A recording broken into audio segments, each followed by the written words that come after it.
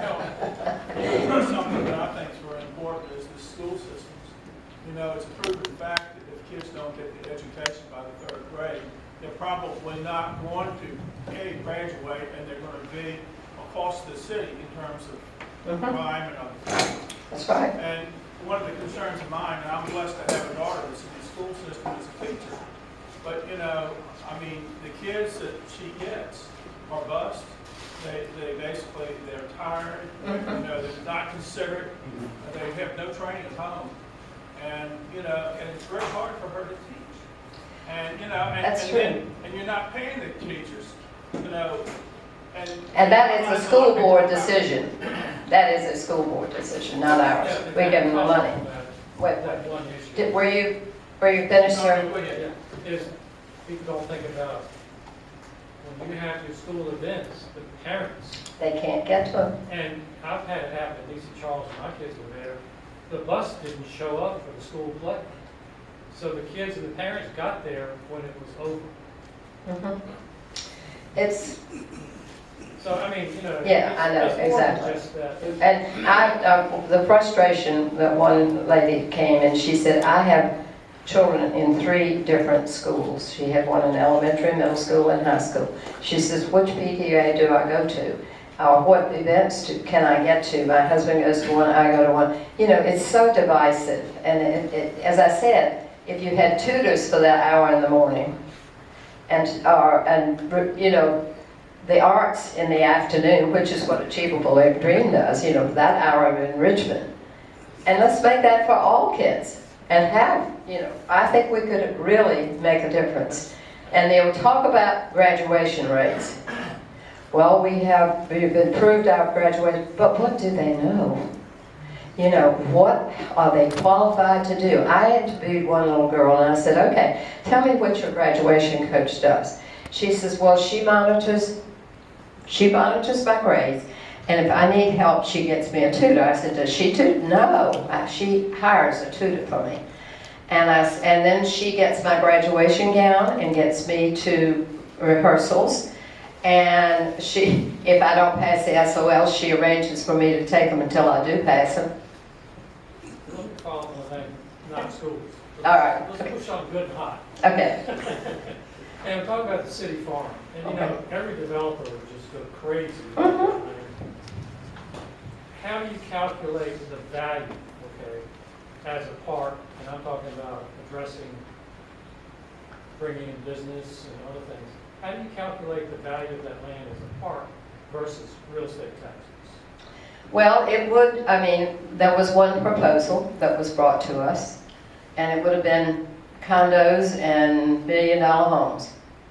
And thankfully, council did not accept that.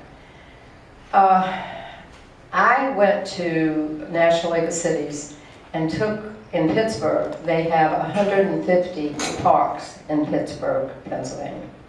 And I took the tour of some of the ones, 5 of them are conservancy parks. And, you know, they have the latest thing. They're in neighborhoods. Downtown Pittsburgh has a park, and one of our former people working in our Parks and Rec was the director of it. And it was, say, I would say, 3/4 of this room piece of concrete with drawn curtains around it. And then a water feature beside it and little restaurants of different countries, maybe just as big as that corner over there. Little restaurants that people, tourists that came could go to do and, you know, check out different ethnicities in the city. And they had weddings, receptions, meetings of different things, just in that little downtown area with a piece, you know, with just concrete and some curtains. And they made money.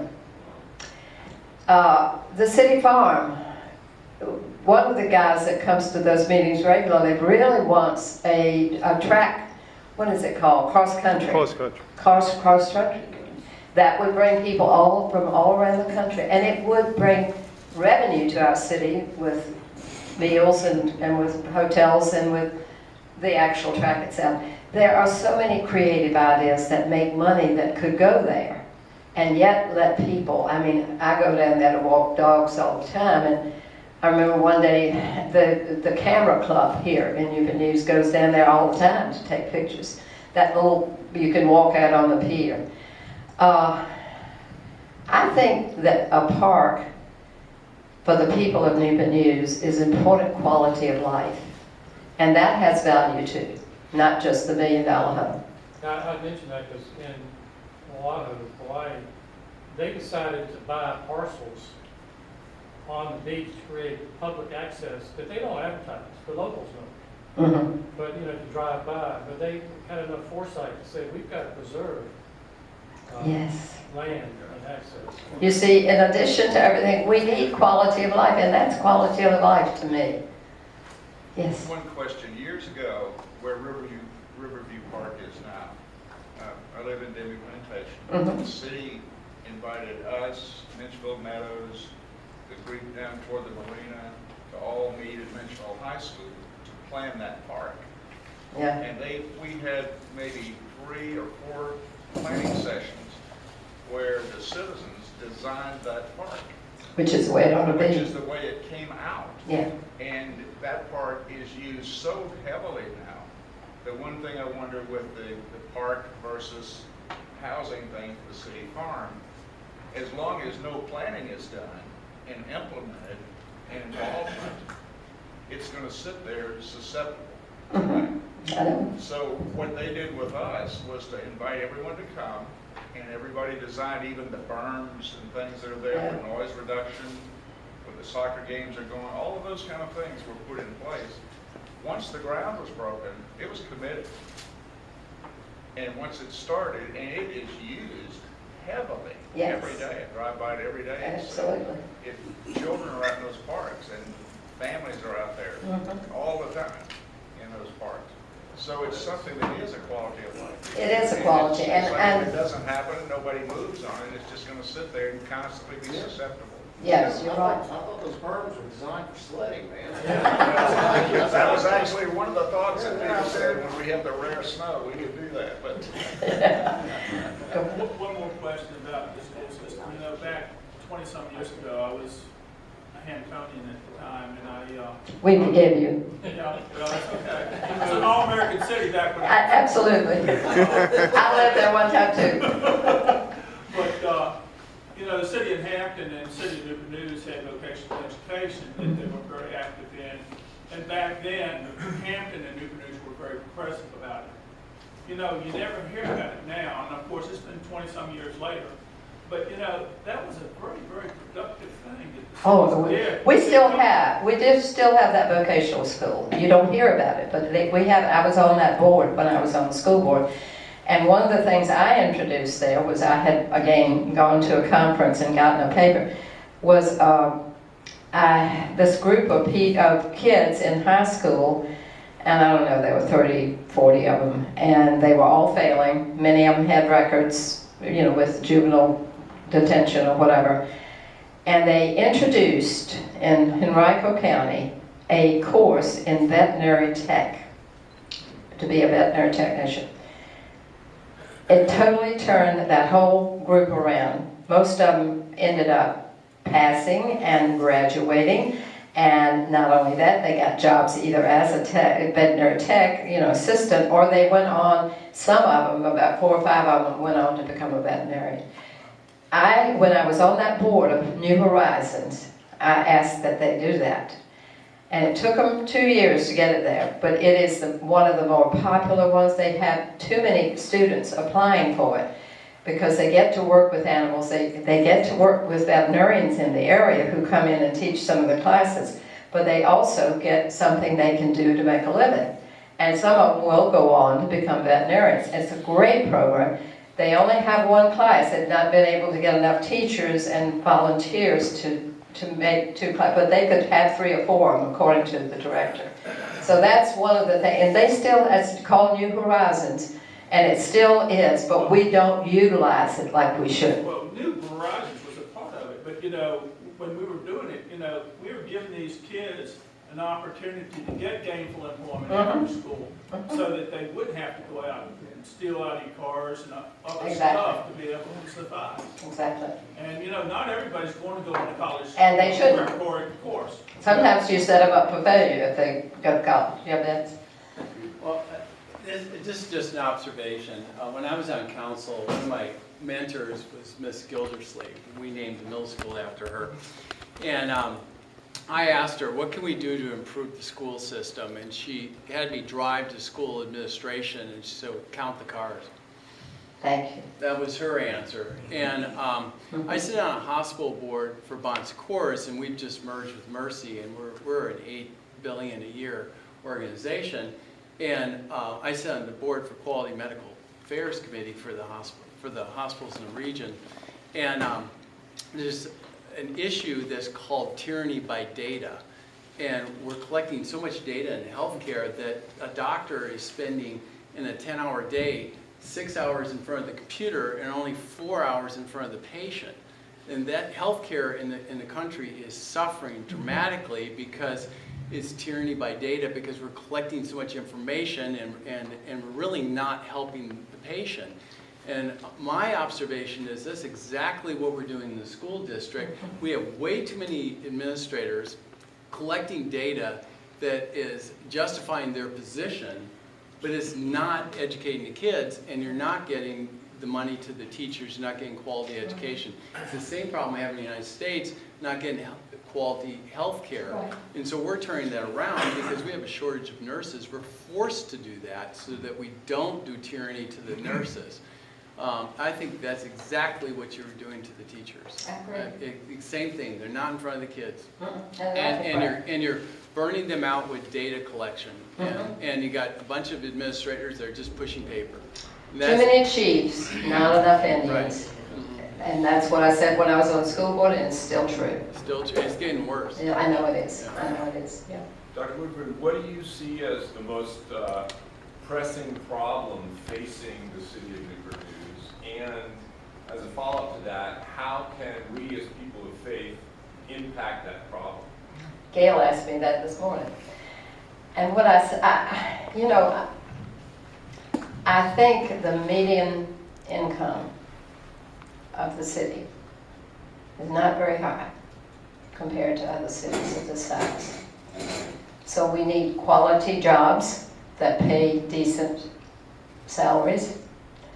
And we need a good school system so that people, I can't tell you, I have a realtor friend who says to me that people would be transferred here, they don't show me anything in Newport News. I've heard about the schools. I moved, we moved here from Hampton because of the school system. At that time, the school system here was a lot better, and better than Hampton's. And of course, Jeffrey Smith is the superintendent over there, and we trained, I always tell him, we trained you. But he is setting that place on fire. It is a national model, what he has done with that school system, with all the academies. He is great. He's the superintendent of the year in Virginia and going for national. I mean, he is wonderful. And I that's what I wanted. But what I'm saying is, I don't want to, but your school system's only going to be as good as the people that are elected serving on the school board. And they've got to have their priorities, and they need to know education, and they don't, most of them. There's only probably one educator on there. Two, I guess now. But what I'm saying is, that's what I want to see, is being able to attract people to our area who bring a different level of expertise. If we get the Ion Colada, which we're in competition with New York State, and they're going after it like crazy, but that will be transformational. It will make Jefferson Lab, which is already a little crown in our community, it will expand exponentially, and it will be really good for our community, educationally and with jobs that are really help our community. And the way when Gail asked me that, I'm a big believer in prayer. And I think I would like to request that you pray for this city and the people who are running it. I really do. I think that it is vital that we are people of faith and that we are people of commitment to our community. And I know we can't have prayer at the meeting, but we have prayer at our meetings. And I hope that never stops. But we need to be prayed for, I can tell you. And as a city, and as, you know, so I would request that we be a part of your prayer life. Anything else? What you said was, yeah, kids need to learn to read by 3rd grade, or in order to read to learn after 3rd grade. So it's a crucial. My mother taught 3rd grade for years, you know. So I have something for you, because we all know God and Jesus are the light of the world. But sometimes you need a little, you know, something added on. Can you get that? No. Okay. Yes. So these are flashlights that I keep one by my bedside all the time. And they say, first of all, they're magnetic, so they go on your refrigerator too. And they say,